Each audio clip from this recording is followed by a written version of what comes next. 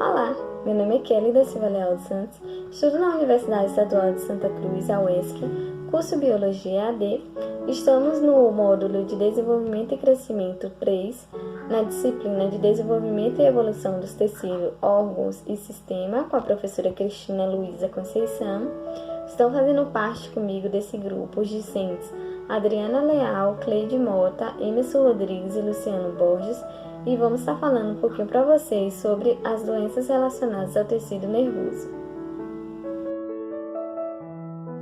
Sistema nervoso, ele representa uma rede de comunicação do organismo formada por um conjunto de órgãos do corpo humano que possui a função de captar as mensagens e estímulos do ambiente, interpretá-los e arquivá-los.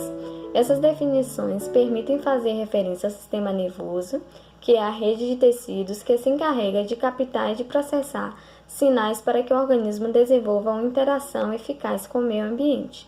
O sistema nervoso responde a 3 grandes funções. A função sensitiva, que é dada pela capacidade de sentir os estímulos, tanto internos quanto externos, ao passo que a função integradora ela se encarrega de analisar esses estímulos, armazenar informações e impulsionar uma decisão a esse respeito. A função motora, por fim, que é a resposta aos estímulos através de um movimento muscular, de uma secreção de uma glândula, entre outros. É possível dividir o sistema nervoso em sistema nervoso central, SNC, e o sistema nervoso periférico, SNP. O sistema nervoso central é formado pelo encéfalo e pela medula espinhal, integra a informação sensitiva e gera os pensamentos e armazena a memória. O sistema nervoso periférico, por sua vez, ele é composto por nervos do crânio, nascidos do encéfalo, e pelos nervos raquidianos, que nascem na medula espinhal e transferem os impulsos.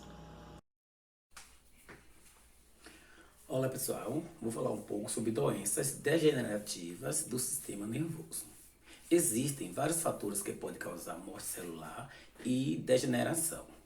Estes fatores podem ser mutação genética, infecções virais, drogas psicotrópicas, intoxicação por metais, poluição, entre outros. As doenças nervosas degenerativas mais conhecidas são a esclerose múltipla, a doença de Parkinson, a doença de Huntington e a doença de Alzheimer. A esclerose múltipla manifesta-se por volta dos 25 a 30 anos de idade e é mais frequente nas mulheres. Os primeiros sintomas são alterações da sensibilidade e fraqueza muscular. Pode ocorrer perda da capacidade de andar, distúrbios emocionais, incontinência urinária, queda de pressão, sudorese intensas e outros. Quando o nervo óptico é atingido, pode ocorrer diplopia, ou seja, a visão dupla.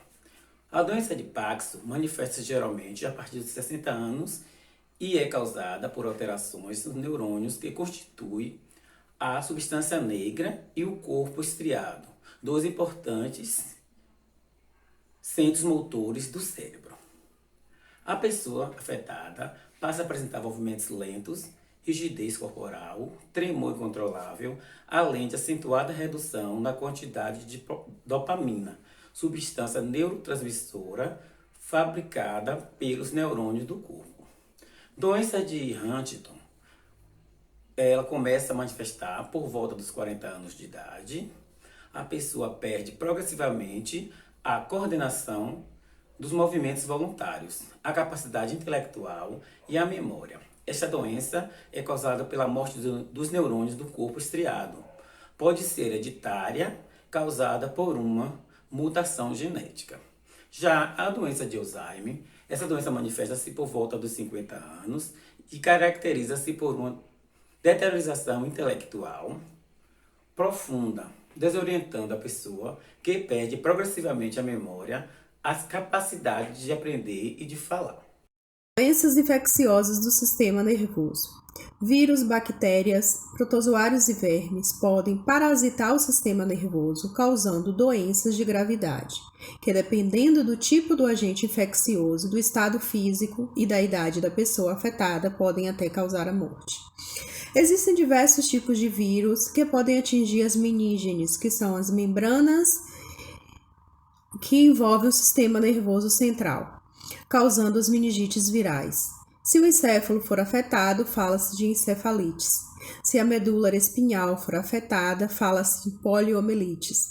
E se as infecções bacterianas também podem causar as meningites. O protozoário Plasmodium falciparum causa a malária cerebral, que se desenvolve em cerca de 2 a 10% dos pacientes. Destes, cerca de 25% morre em consequência da infecção. O verme Platemilto taenia solium, a solitária de porco, pode, em certos casos, atingir o cérebro, causando cisticercose cerebral. A pessoa adquire a doença através da ingestão de alimentos contaminados com ovos de tênia e os sintomas são semelhantes das epilepsias. O acidente vascular cerebral, também conhecido como AVC, é uma dessas doenças. É um distúrbio muito grave do sistema nervoso. Pode ser causado tanto pela obstrução de uma artéria, que leva à isquemia, de uma área do cérebro, como por uma ruptura arterial seguida de derrame. Alguns dos fatores que favorecem o AVC é a hipertensão arterial, a elevada taxa de colesterol no sangue, a obesidade, o diabetes mellitus, o uso de pílulas anticoncepcionais e o hábito de fumar. O ataque epilético também não é uma doença. A epilepsia ela não é uma doença, mas sim ela é um sintoma que pode ocorrer em diferentes formas clínicas.